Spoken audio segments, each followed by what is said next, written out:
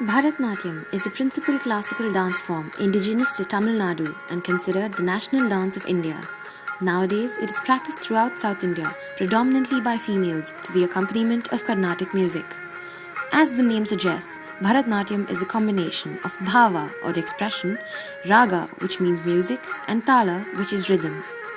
Bharatanatyam serves the expression of Hindu religious themes and devotions, and its techniques and terminology have been traced back to ancient treatises such as the Natya Shastra, which is a detailed handbook on classical Sanskrit theatre. One complete program of Bharatanatyam usually lasts for 2 hours without interruption and includes a specific list of procedures, all performed by one dancer who does not leave the stage or change costume. The accompanying orchestra, composed of drums, drone, and singer, occupies the back of the stage, led by the guru or the teacher of the dancer. In pure style, Bharatanatyam is classically clear in technique. The feet beat out complicated counter rhythms. The legs are bent in a characteristic low squat.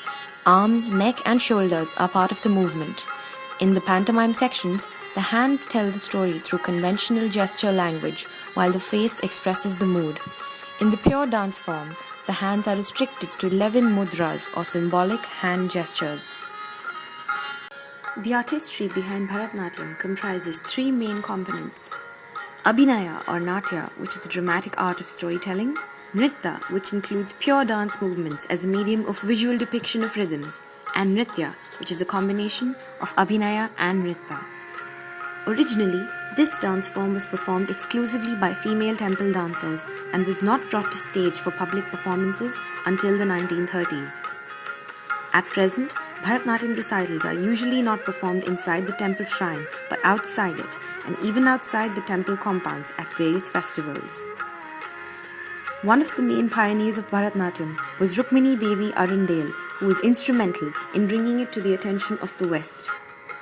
Having studied the Pandanallur style for 3 years, in 1936, Rukmini Devi Arundale founded the Kalakshetra school outside the city of Madras to teach her own Kalakshetra style of Bharatanatyam and to promote other studies in Indian music and art. She was one of the first teachers to instruct a few men to perform the dance.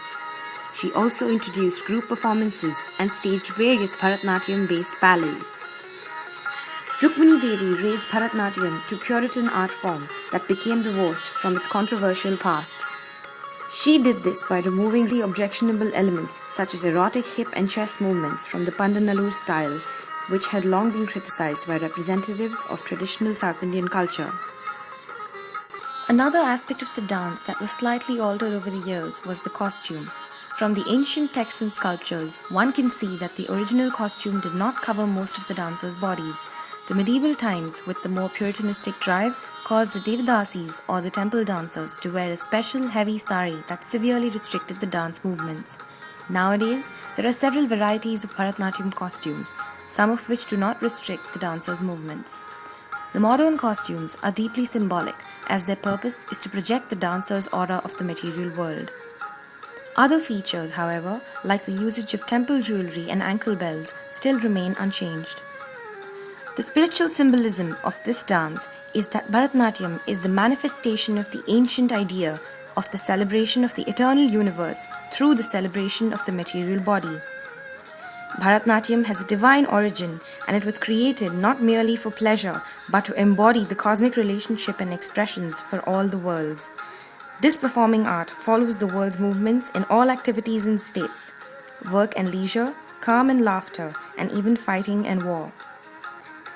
Indeed, the scriptures state that true dance is always connected to the beauty of the body. Therefore, any other dance is simply a parody.